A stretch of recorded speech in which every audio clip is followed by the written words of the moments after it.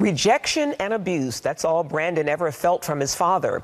The two of them engaged in epic fights at home. That is until his father abandoned the family. And that's when Brandon made a stunning discovery. And suddenly he realized he had been living a lie. I struggled with a murderous rage and such a horrible anger problem that I would say things to him and I would cut him down and I would try to do anything and everything I could to hurt him because of how hurt I was. Growing up, Brandon Brecht moved around a lot due to his father's military career. His dad was constantly absent from Brandon's life, and when he was around, his father's anger often resulted in physical and emotional abuse. My father would make these promises to show up at my games and other things, but I would always look out and he would never be there. But when he was home, it was, him yelling at me or being angry or me always seeing my sisters treated better. And I just felt really like my life did not matter. The absence of a caring father left a hole that Brandon could not fill. As a teenager, he became addicted to video games, which served as an escape from reality.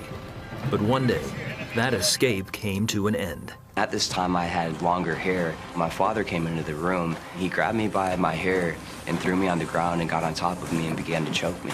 And I got so angry that I started crying. And one of the things he asked me is like, oh, are you going to cry like a baby? Are you going to be a little girl? I hardened my heart and shut off that emotion. I went into the kitchen and grabbed a knife and I told him, I said, if you call the cops on me, I'm going to kill myself.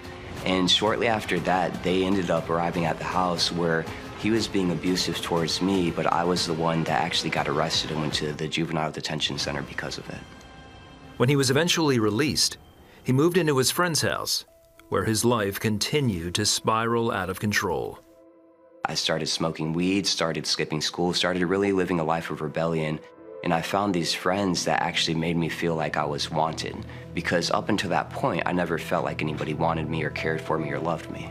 Brandon eventually rejoined his family when they moved to Georgia.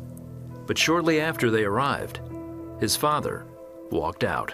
He left my family with nothing. We were living in Royston, Georgia, in the middle of the woods, and he decided to leave. After his father left, Brandon was rummaging through a box at his house, and he discovered something that would turn his world upside down: his birth certificate. My whole life, up until 15 years old, I've known myself as Brandon Robert Brecht. Well, I'm looking in this box at this birth certificate, and it says Brandon Terrence Peele. And at that moment, when I saw that, my whole world stopped. My whole life, I've thought this was who I was, but now I see my whole life was a lie. And I was like, well, this is why he didn't love me.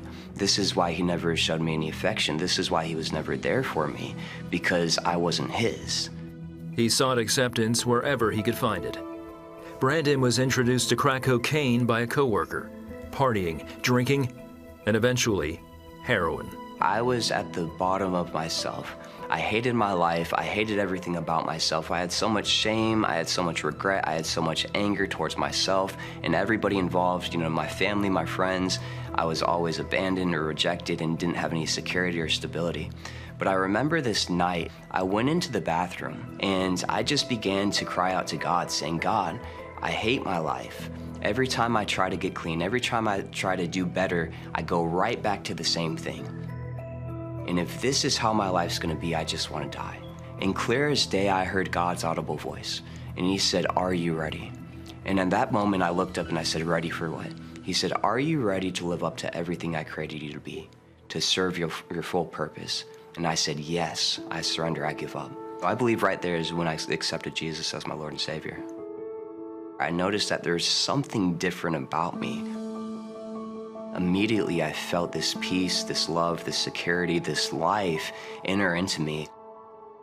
Even though he had an encounter with the Lord, Brandon continued to struggle with breaking the hold drugs and alcohol had on his life. A month after his spiritual experience, he overdosed on heroin. I woke up in the hospital where my mom told me that she asked the paramedics if I was alive. They said, no, he's not breathing, he doesn't have a pulse.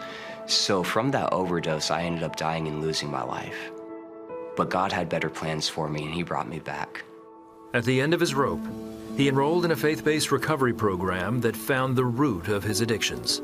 It's pretty much a discipleship boot camp. It's not just a regular place you go and hang out at, but it's really getting you to a place where you begin to hear God's voice, where you get grounded in who you are. You start walking through some of the emotional healing that's definitely needed, especially from the things that I went through. Learned what forgiveness was and was able to really forgive my mother and my father and so many other people that had hurt me, and even myself, for the decisions that I made. He reconciled the relationship with his father. He spent 4 years serving in the ministry that helped him.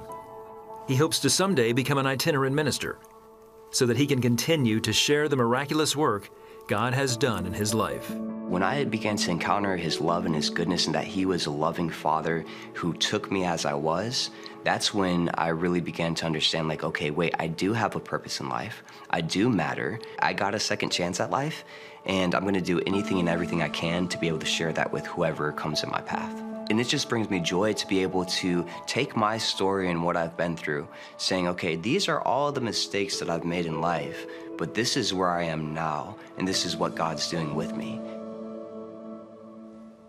A life restored by a good, good Father, our Father in heaven.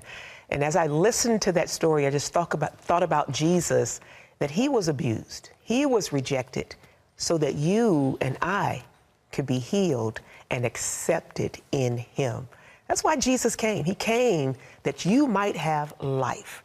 And I just want to encourage you today, cry out to God. He is waiting to hear from you. And we want to leave you with these words from Psalm 1:1. Blessed is the one who does not walk in step with the wicked, or stand in the way that sinners take, or sit in the company of mockers. God bless you. See you next time. Have a great day.